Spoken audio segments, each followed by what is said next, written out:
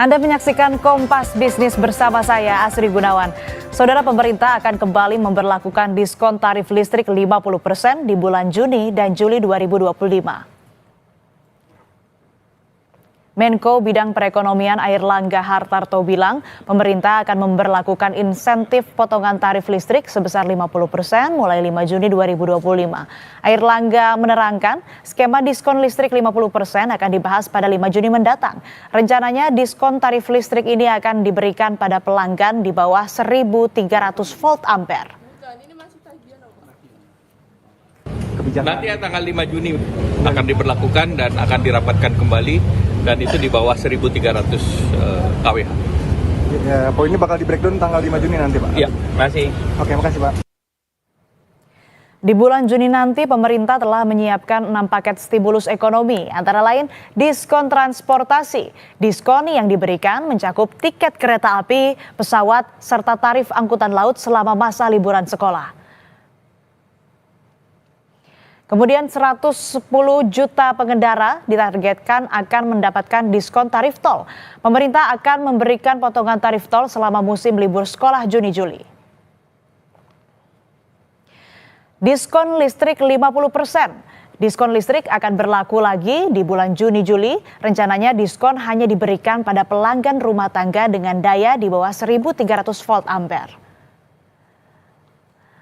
Selanjutnya, bansos pangan. Pemerintah akan menambah alokasi bansos berupa kartu sembako dan bantuan pangan untuk 18,3 juta keluarga penerima manfaat. Dan tak lupa bantuan subsidi upah. Bantuan ini akan diberikan bagi guru honorer dan pekerja dengan gaji di bawah 3,5 juta rupiah atau sesuai upah minimum.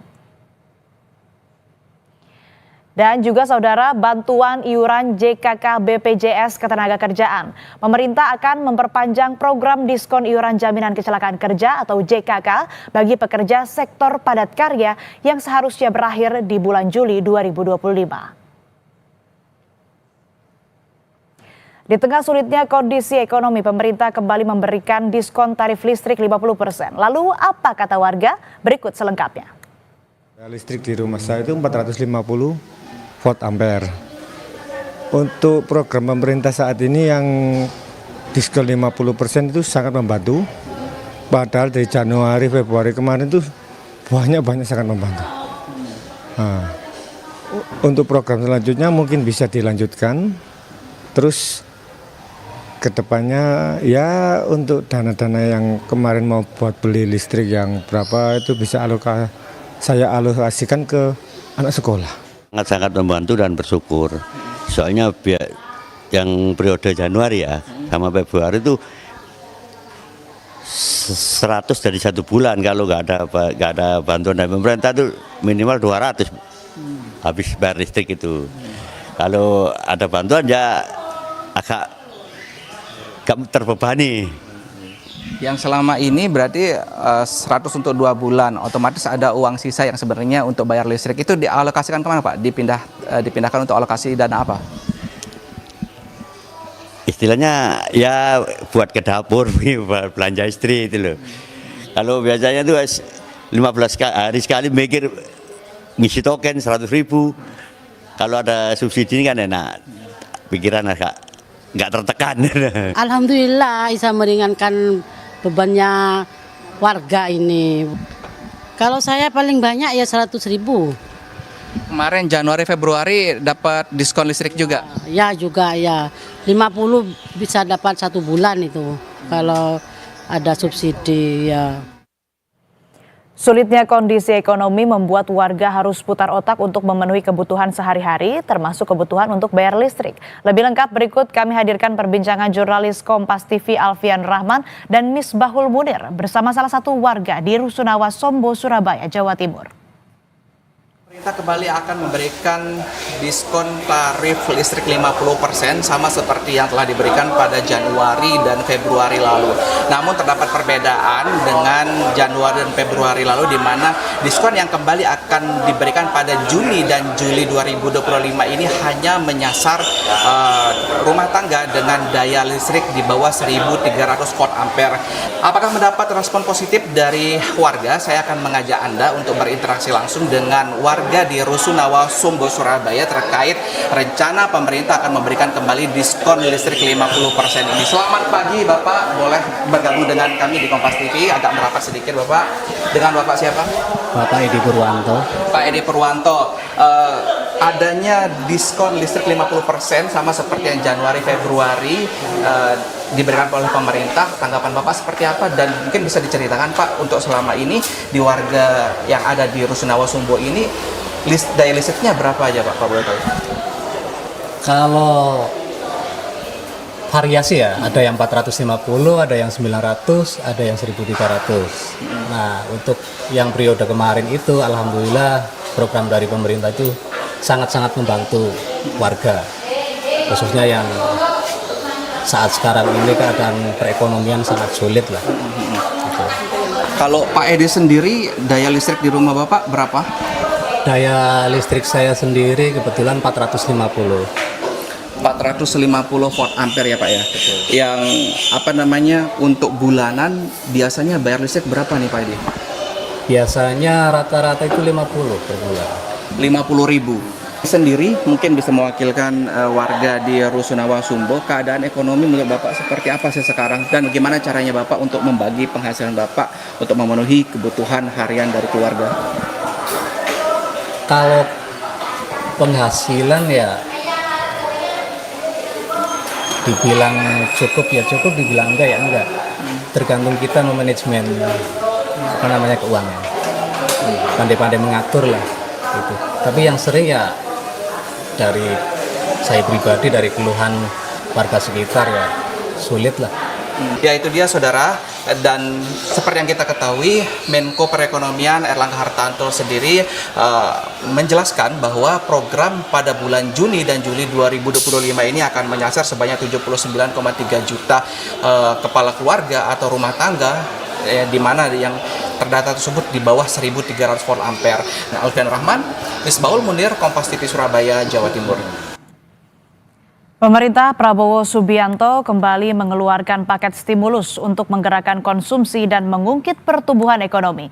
Lalu seberapa ampuh paket stimulus yang dikeluarkan pemerintah?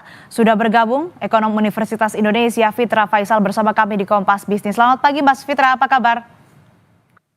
Selamat pagi Mbak, baik, kabar baik. Mas, kita ke diskon tarif listrik dulu. Kira-kira seberapa efektif sih diskon tarif listrik ini untuk mendorong daya beli dan juga menggerakkan konsumsi? Ya, pelajaran dari kuartal pertama di mana ada diskon ya tarif listrik 50% untuk Januari dan Februari sebenarnya cukup meringankan beban dari middle class ya. Jadi sebagaimana kita lihat dari komposisi dari kelas pengeluaran, middle class itu di antara 2 juta sampai 9,9 juta rupiah kelompok pengeluarannya, dan mereka adalah tipe yang kalau kita lihat mereka kaya enggak juga, tapi kalau dibilang miskin mereka enggak miskin gitu ya, sehingga ketika mereka tidak miskin mereka tidak dapat bantuan sosial, tetapi sebenarnya mereka struggling ya, mereka berjuang sendirian di tengah. Sehingga saya lihat bagaimana diskon tarif listrik ini sebenarnya bisa kemudian mengurangi beban mereka.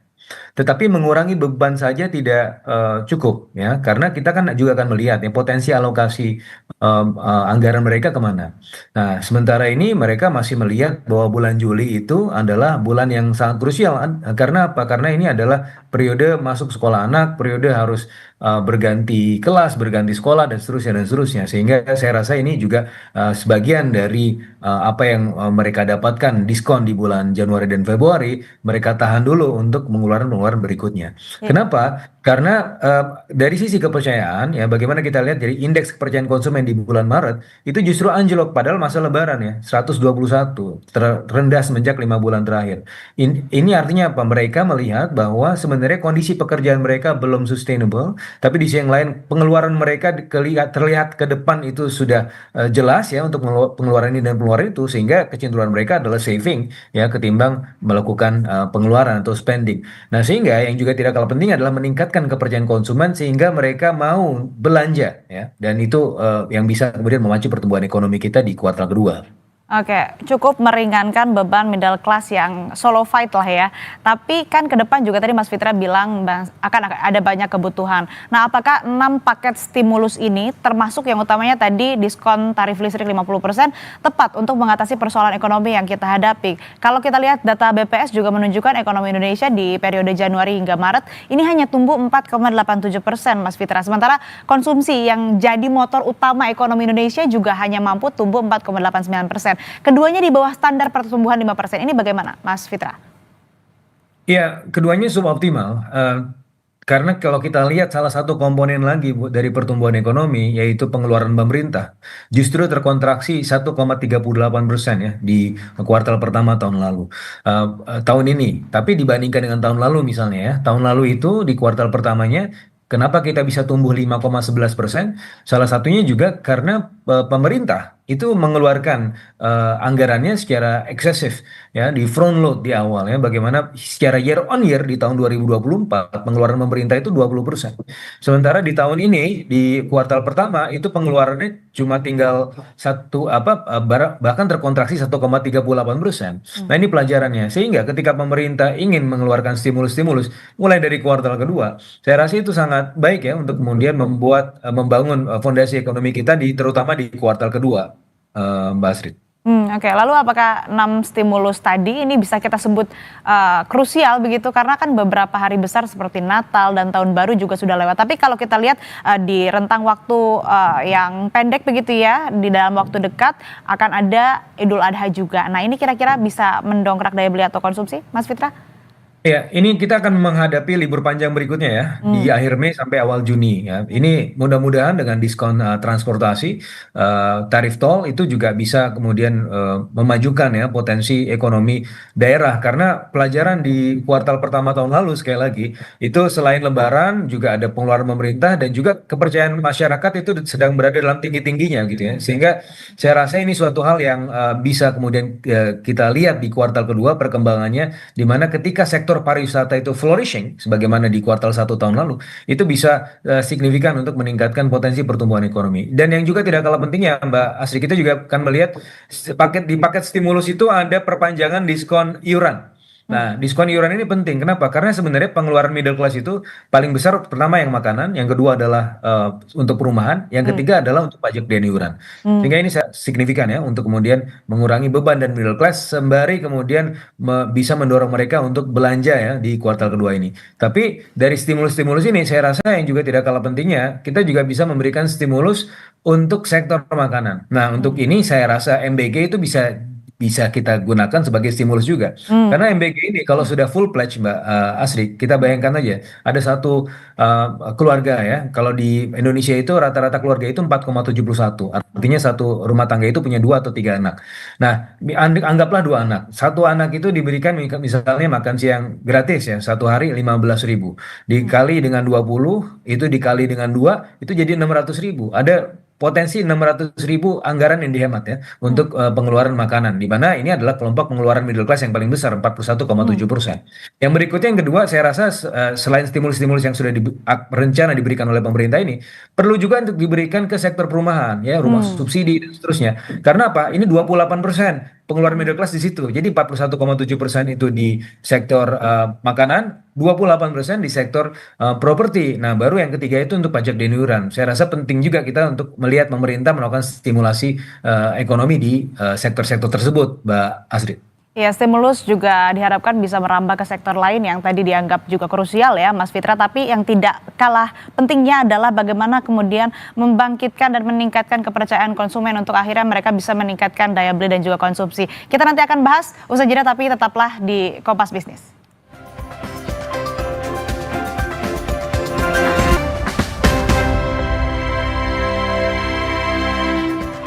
Masih di Kompas Bisnis bersama ekonom Universitas Indonesia, Fitra Faisal. Mas Fitra, tadi kan kita bahas juga bahwa memang stimulus-stimulus yang diberikan oleh pemerintah, khususnya tadi diskon tarif listrik 50% yang berlaku bulan Juni ini juga mampu mendongkrak ataupun juga meringankan beban middle class yang kita bisa bilang solo fighter begitu.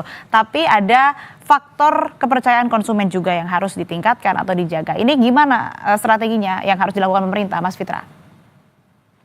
Iya, jadi pemerintah harus mampu untuk menjaga ekosistem bisnis ya, supaya tetap positif ya. Bagaimana kita melihat year to date saja, Mbak Asri, sudah 24.000 orang yang di PHK ya, karena adanya permasalahan di industri padat karya. Sehingga saya rasa pemerintah juga perlu untuk memberikan stimulasi-stimulasi kepada industri, tidak hanya kepada pekerjanya, tapi kepada industri sebagai tempat kerja di sektor formal ya. Karena ketika mereka terlempar dari sektor formal ke sektor informal, mereka mungkin masih bisa tetap bekerja ya, tapi terserap di informalitas dan pada akhirnya income mereka anjlok. Sehingga penting sekali untuk menjaga ekosistem bisnis ya, untuk tetap positif. Bagaimana stimulasi itu juga diberikan kepada industri dan bagaimana berita-berita terkait dengan premanisme yang melakukan pemalakan ya terhadap industri dan juga investor itu juga bisa dimoderasi ya. Kita juga sudah melihat bagaimana Satgas itu sudah berencana untuk dibentuk oleh pemerintah. Nah, hal-hal seperti ini yang saya rasa bisa meningkatkan potensi kepercayaan konsumen di kuartal kedua sehingga pada akhirnya ya mereka akan menggunakan uangnya untuk belanja gitu, Mbak Asri. Mas, tapi saya pengen penegasan aja sih dari 6 paket stimulus yang dikeluarkan pemerintah ini, apakah sudah cukup untuk mendongkrak atau meningkatkan daya beli dan konsumsi?